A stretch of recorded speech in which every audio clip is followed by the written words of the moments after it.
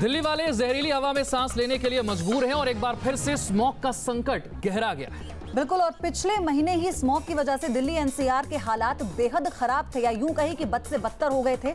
लेकिन सवाल ये उठता है कि आखिर कब तक घुटती रहेगी दिल्ली। हम इसी पर चर्चा करेंगे, पूरा पैनल हमारे साथ मौजूद है। लेकिन रिपोर्ट जरा आप देखिए।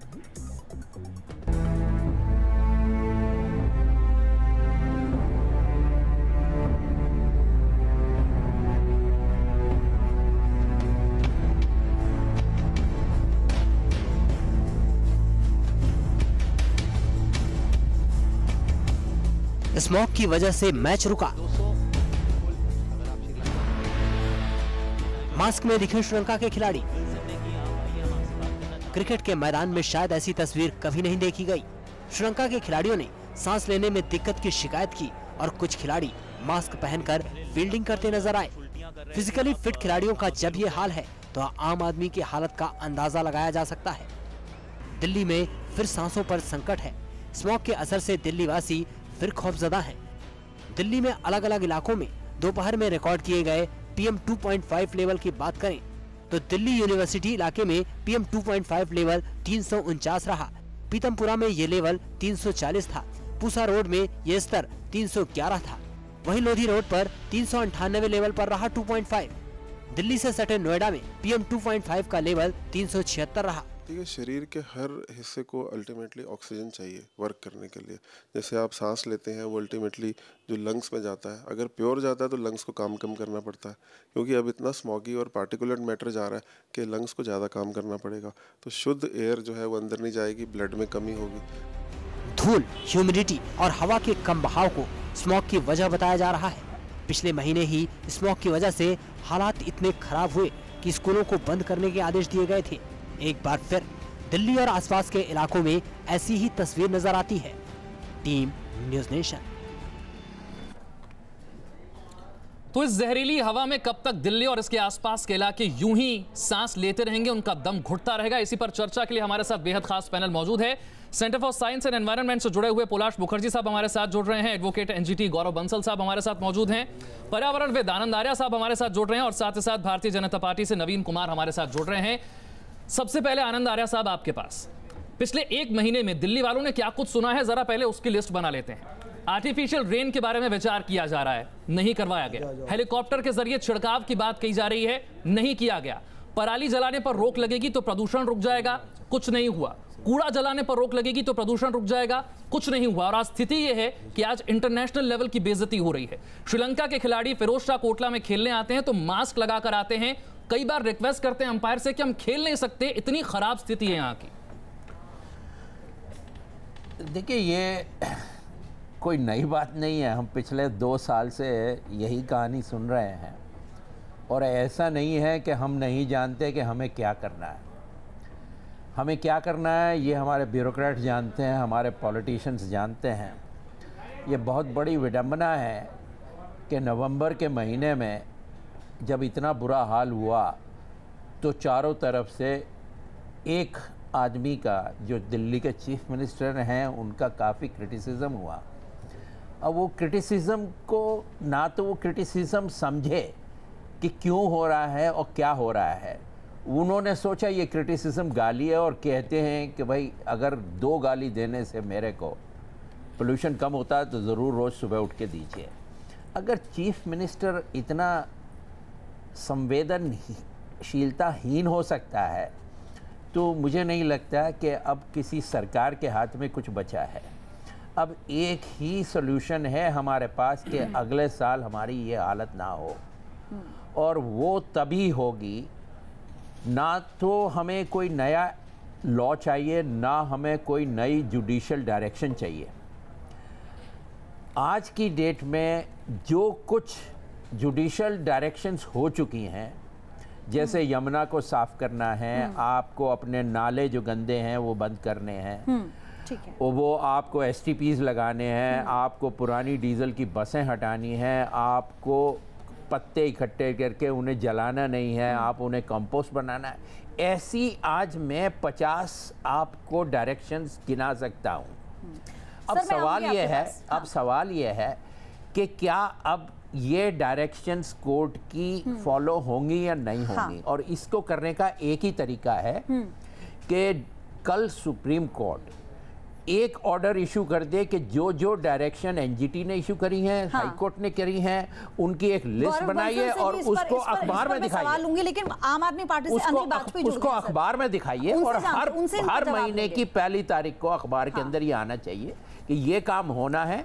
इसमें आज तक इन्होंने नहीं किया। और जब तक ये अकाउंटेबिलिटी नहीं होगी आदमी की, और एक दो आदमी जब तक तिहाड़ की हवा नहीं खाएगा, दिल्ली की हवा साफ नहीं होगी। हाँ, अनिल वाजपेयी जी, आपने सुनी लिया सारी बातें, और अभी मेरे सहयोगी विशाल ने पूरी लिस्ट गिनवा दी जो आप लोगों ने कही थी जो आप करेंगे दिल्ली में प्रदूषण का स्तर कम करने के लिए। मैं जरा जानना चाहती हूँ, आप बता दीजिए क्या क्या पूरा कर दिया आप लोगों ने। देखिए, हमारी सरकार तो बिल्कुल कटिबद्ध है और हम लोग तो पूरी कोशिश कर रहे हैं। हमने तो एनजीटी के नियमों का भी पूरा पालन करने की कोशिश की है हमारी सरकार ने। हमारी जो कंस्ट्रक्शन का काम एनजीटी ने बताया, हमने उसमें पूरा उसको इम्प्लीमेंट करवाया। जो कंस्ट्रक्शन का काम था वो हम लोगों ने काफी हद तक रुकवा दिया। की सड़कें बननी थी। आप तो ऑड इवन लागू करने वाले थे फिर? ऑड इवन भी तो लागू करने वाले थे आप लोग? हम बिल्कुल लागू करना चाहते थे। ऑड इवन लागू करना हमारी प्राथमिकता है कि, लेकिन एनजीटी ने जिस तरीके से ऑर्डर्स किए कि महिलाओं की, वाजपेयी साहब मैं आपको रोक रहा हूँ। वाजपेयी साहब दोबारा अपील करने के लिए, वाजपेयी साहब मैं आपको अपील को एक्सेप्ट कर दिया। अब ये कैसे हो सकता है कि आप अगर वाजपेयी साहब, अगर आम आदमी पार्टी इस तरीके हो जाए तो कौन जिम्मेदार होगा? यही भाजपा के। अच्छा, गौरव बंसल को गौरव बंसल एनजीटी से एडवोकेट हैं, वो आपसे कुछ कहना चाह रहे हैं। वाजपेयी साहब, आप जिस ऑड इवन की बात कर रहे हैं वो केस हमने ही डाल रखा है, और मैं आपसे ये कहना चाहूंगा कि एनजीटी ने आपको कहीं रोका नहीं। आप प्लीज ये अखबारों में और जो चैनल्स में ये ना कहें कि एनजीटी ने आपको रोका। एनजीटी ने आपसे ये कहा, वाजपेयी साहब बात सुन लीजिए। हाँ, एनजीटी ने आपसे ये कहा कि जो आप अपना एक वोट बैंक बचाने की कोशिश कर रहे हैं ना, जो आपको ये लगता है कि आप 4 पहिया को रोक के और 2 पहिया को छोड़ देंगे, और वो क्योंकि आपका वोट बैंक है तो आप उस पे 75 लाख से अधिक, मेरी बात सुनिए, 75 लाख से अधिक दोपहिए वाहन आप अपनी कैलकुलेशन एनजीटी की तरफ से जो डायरेक्शन जारी किए गए थे, क्या वो सभी का पालन दिल्ली में हो रहा है? बिल्कुल नहीं हो रहा, बिल्कुल नहीं हो रहा। हमने सब कुछ मान लिया, लेकिन फिर भी प्रदूषण कम नहीं हुआ। दिक्कत यह है वाजपेयी साहब कि आम आदमी पार्टी जिस तरीके से टेलीविजन पे कहती है, उसी तरीके से अगर 2 मिनट सर, 2 मिनट, अगर वाजपेयी साहब मैं आपसे ये कहना चाह रहा हूं कि आम आदमी पार्टी जिस तरीके से टेलीविजन पे बिहेव कर रही है, चैनल्स पे बिहेव कर रही है, अगर उसी तरीके से वो रोजाना बिहेव करने लगे तो शायद कुछ एयर पॉल्यूशन का मुद्दों पे बात कीजिए ना गौरव जी, क्या करना था जो नहीं किया उन्होंने? देखिए, अगर इन्होंने लोगों के लिए नेतागिरी करने नहीं आते। अरविंद केजरीवाल जी, हमारी सरकार, हमारे दिल्ली सरकार के सारे मंत्री, हमारे खुद मुख्यमंत्री, हमारे खुद उप मुख्यमंत्री मनीष जी, ठीक है, चलिए दिल्ली के आप अपने नंबर बढ़ाइए, आप अपने नंबर बढ़ा लीजिए वाजपेयी साहब, आप अपने नंबर बढ़ाइए। आपसे भी समझूंगी, मगर इंपॉर्टेंट चीज ये है कि आप देखिए, नवीन कुमार बीजेपी से जुड़े हुए, जरा उनसे सवाल भी ले लूं मैं, फिर मैं आ रही हूँ आपके पास, आ रही हूँ। हमारे पास पूर्ण राज्य का दर्जा नहीं है, हमारे पास ठीक है, हमारे पास ये क्या कह रहे हैं वाजपेयी साहब? टेलीविजन में क्या कह रहे हैं? ढूंढिए साहब, ढूंढ ये रहे हैं, बताइए कि आपने क्या कर दिया? आपकी सारी कोशिशों के बाद भी अगर दिल्ली में लोगों का दम घुट रहा है तो जिम्मेदार कौन है? चलिए ठीक है। और हरियाणा में सरकार है खट्टर साहब की बीजेपी। अरे हरियाणा का क्या लेना देना है? जो दिल्ली के काम है वो दिल्ली के काम के लिए क्या आपने? आपके मुख्यमंत्री हरियाणा के मुख्यमंत्री से मिलते हैं, उसके बाद भी क्या पहले ट्वीट करते हैं, समाधान निकाल लिया सर? नवीन कुमार से जवाब ले लेते हैं, भारतीय जनता पार्टी से जुड़े हुए नवीन कुमार। क्या भारतीय आम आदमी पार्टी के जो अनिल वाजपेयी साहब है, उनका कहना यह है कि केंद्र इसके लिए कुछ करे, राज्य को तो पूर्ण दर्जा भी हासिल नहीं है दिल्ली का, ऐसे में वो उनके हाथ बंधे हुए हैं, वो जो कुछ कर सकते थे उन्होंने कर लिया, उनसे कुछ नहीं हो रहा, दिल्ली में प्रदूषण का स्तर कम नहीं हो रहा। तो छोड़ के जाएं ना, किसी और को आने दें, जैसा कि आप लोग बोलते थे। नवीन कुमार,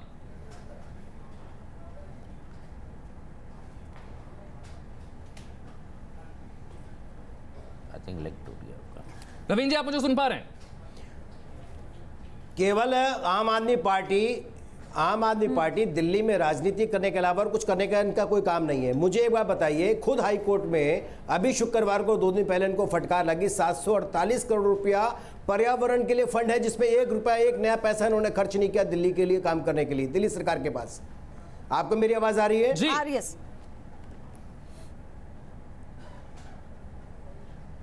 जी विशाल जी, जो दिल्ली के अंदर 748 करोड़ रुपए में से 1 रुपया खर्च नहीं किया, और आप ये गैर कानूनी, गैर संवैधानिक काम करने की इनकी आदत है। दिल्ली के अंदर डीटीसी के लिए इन्होंने एक बोर्ड का नया गठन कर डाला, जो बोर्ड 2004 में कानून के मुताबिक दिल्ली में नहीं बन सकता। उसका इन्होंने 4 विधायक उस बोर्ड में 4 विधायक उस बोर्ड के सदस्य बना दिए। कोई भी जनप्रतिनिधि उस बोर्ड का सदस्य नहीं बन सकता, फिर भी इन्होंने बना दिया ताकि जो है दूसरा आदमी इस पर आरोप लगाए। दिल्ली में बसें खरीद नहीं रहे, 1008 करोड़ रुपया इन्होंने लोगों से टैक्स के वसूल में पॉल्यूशन कम करने के नाम पे वसूला। दिल्ली में कुछ करना नहीं है। उतना पैसा लेने के बाद फिर आप लगातार आरोप लगाएंगे कि भारतीय जनता पार्टी नहीं करने दे रही है। आप मुझे बताइए, पिछले 100 आपने वायदे किए थे कोर्ट में कि दिल्ली पॉल्यूशन कम करने के लिए आप करेंगे, उसमें कौन सा पूरा किया? एक वायदा बताइए। केवल पेरिस बना रहे थे ना, बात ये है आम आदमी पार्टी दिल्ली को पेरिस बनाना चाहती है, क्योंकि इसमें इनका निहित स्वार्थ है, इसके अलावा तो कुछ नहीं है। मुझे बताइए, दिल्ली वाजपेयी साहब, आप आम आदमी पार्टी का कहना है, संवैधानिक है या नहीं है? वाजपेयी साहब, आम आदमी पार्टी का कहना है कि वो दिल्ली को पेरिस बनाना चाहती है। मैं आपसे रिक्वेस्ट करूंगा दिल्ली को दिल्ली रहने दे, और उसकी हवा सही करने में अगर कुछ योगदान कर सकते हो तो कर दे, नहीं तो जरूरी नहीं है कि आम आदमी पार्टी अपना पूरा का पूरा कार्यकाल करे। अगर आपको लगता है कि बहुत ज्यादा दिक्कतें हो रही हैं तो दूसरे को आने दे कृपया करके। मगर वाजपेयी साहब, सुनिए, आपने अपनी बात कर ली, मेरी बात तो सुनिए। जी सुन रहे हैं। पूरे एनसीआर में पोल्यूशन है, क्यों नहीं योगी जी को पकड़ते हैं आप? अरे कमाल है, आप अपनी दिल्ली को देखो, यही तो दिक्कत है आपके साथ। आपका जो एटीट्यूड है वाजपेयी साहब, आपका जो एटीट्यूड है वो ये हो गया है कि पहले दूसरा करेगा फिर मैं करूंगा। कम से कम पहले आप ही कर दिए ना। आप हमारे बात वाजपेयी साहब, मेरे को एक सवाल का जवाब दे दीजिए जो आप, जिनके पास मैं एक सवाल पूछ सकता हूँ आपसे? वाजपेयी साहब, एक सवाल पूछना चाहता हूँ, एक सवाल पूछ सकता हूँ सर, एक सवाल पूछ सकता हूँ? सर पूछिए, सवाल पूछिए अपना। सर 2017 सितंबर तक दिल्ली में जो यमुना बह रही है वो साफ होनी थी, उसके वो एक भी एक्शन अभी तक क्यों नहीं है? और आज जो अंतरराष्ट्रीय बेइज्जती इस देश की हुई है वो सिर्फ इसलिए हुई है कि यमुना के अंदर जो इस समय मीथेन गैसेस हैं वो नॉर्थ और नॉर्थ ईस्ट से जो आज हवा चली है उसका सीधा इंपैक्ट कोटला के ऊपर पड़ा है। आप बताइए मुझे कि वो क्यों साफ नहीं हुई दिल्ली आज तक? वो 100% आपकी दिल्ली जल बोर्ड की जिम्मेदारी। बड़ी गलत बात है वाजपेयी साहब कि आप पराली याद आ गई आपको, दुनिया का शोर मचाना, आपको पराली याद आ रही है। हमारे साथ जुड़े हुए हैं, सीएससी से जुड़े हुए हैं वो। पोलाश जी, हम क्या आरोप ही लगाते रह जाएंगे? और जैसा कि आनंद आर्या साहब कह रहे हैं, अब अगले साल की तैयारी कीजिए, ये साल तो हाथ से निकल गया।